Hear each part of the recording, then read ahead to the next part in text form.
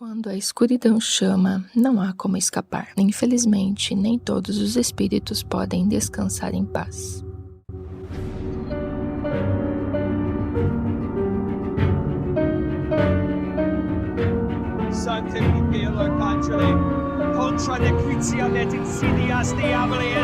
Exorcite hoste, omnis mundus spiritus, omnis intelliga potestas, omnis incursio infernalis adversarii, omnis legio, omnis Christus, omnis incursio infernalis adversarii.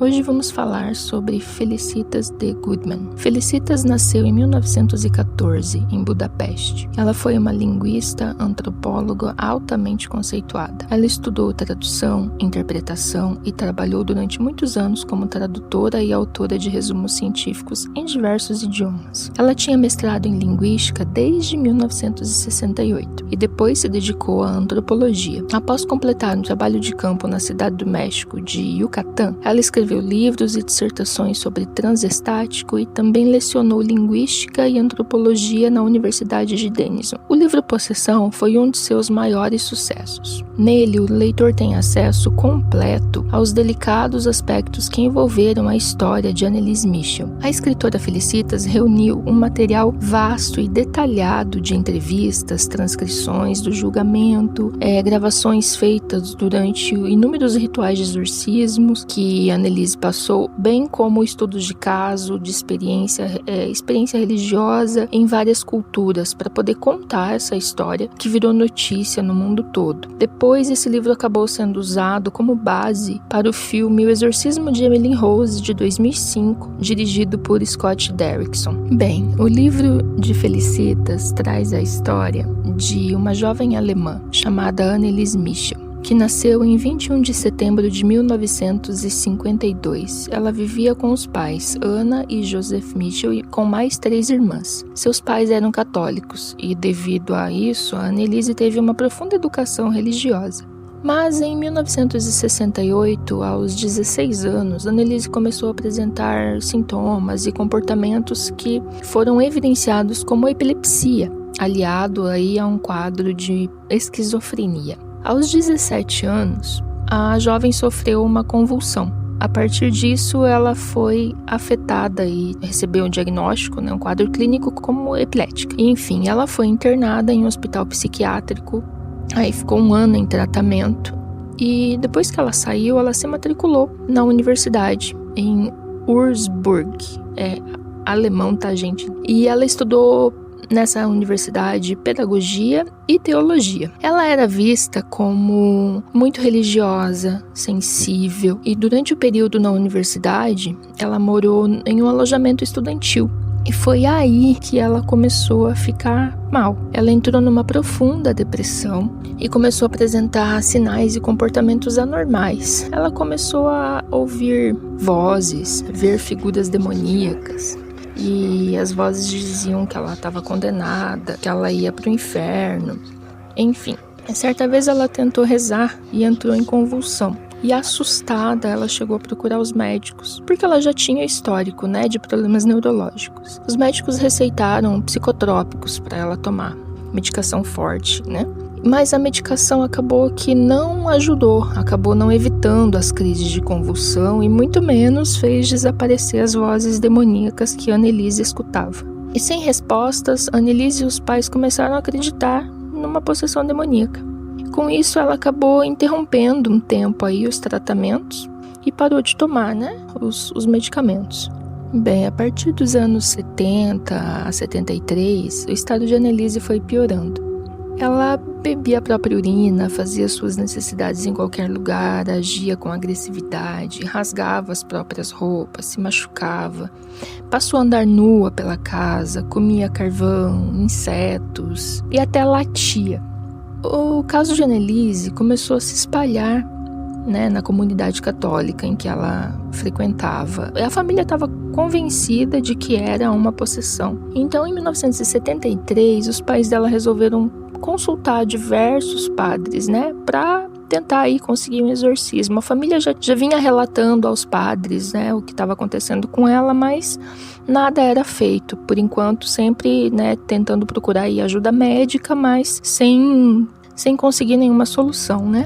E a igreja negou várias vezes, né, essa ajuda para ela. A própria igreja mandava ela procurar ajuda médica, né, para que ela continuasse o tratamento.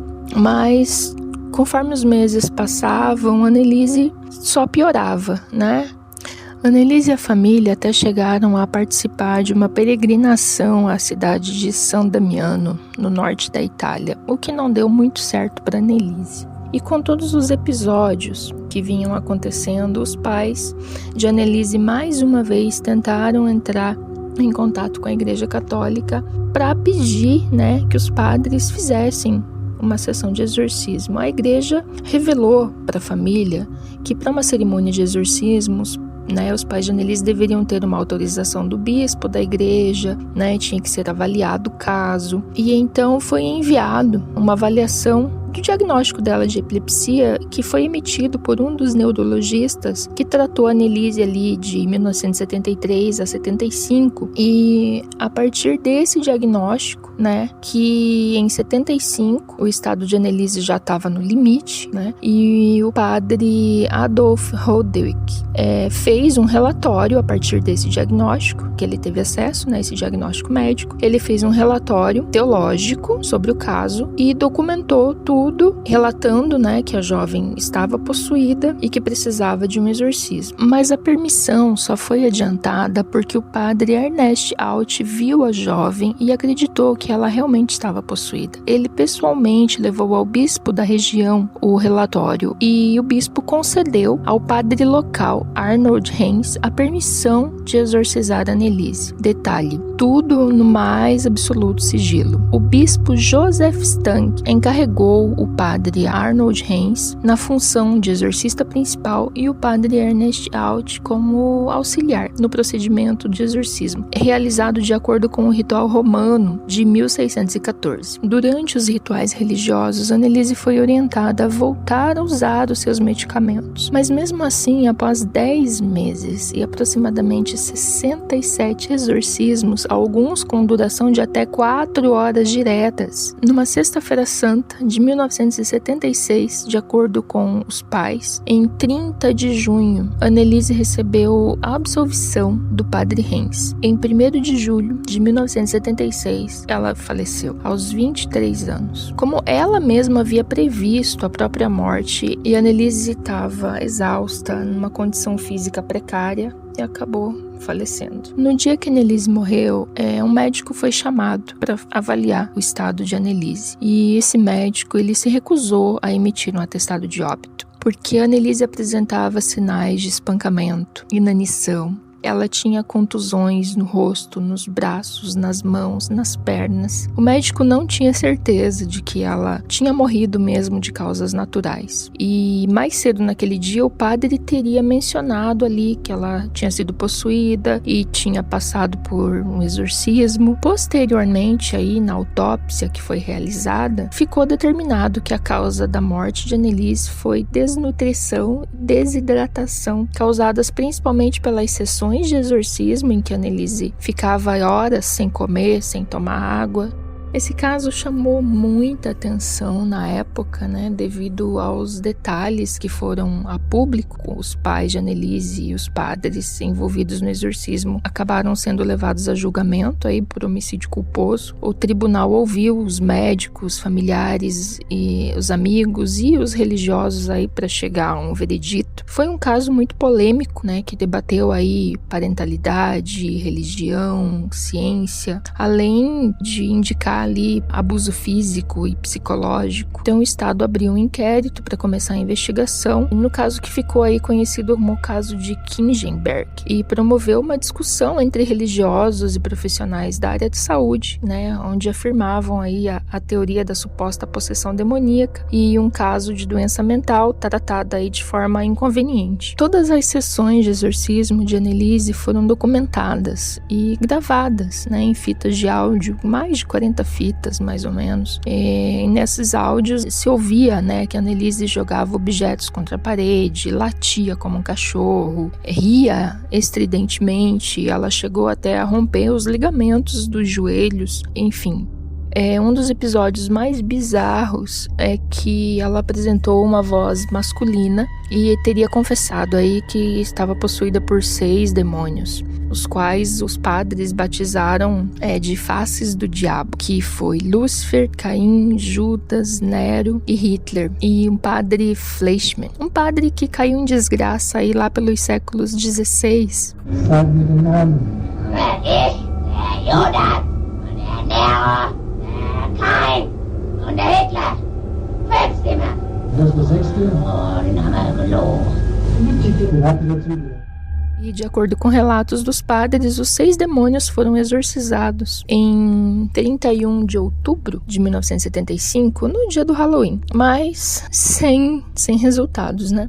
30 de março de 1978, durante o julgamento, os promotores públicos responsabilizaram os padres Hens e Alt e os pais de Anneliese por homicídio culposo causado por negligência, e foi determinada uma sentença aí de 6 meses com liberdade condicional. O bispo que autorizou o exorcismo não foi levado a julgamento pelo seu estado de saúde e uma idade avançada. Então, tempos depois, uma coisa estranha que acabou acontecendo aí na casa onde os Mitchell moravam em 2013, a casa pegou fogo. Apesar de terem tratado aí como um incêndio comum, muitas pessoas aí atribuíram isso aos episódios de exorcismo que aconteceram na casa.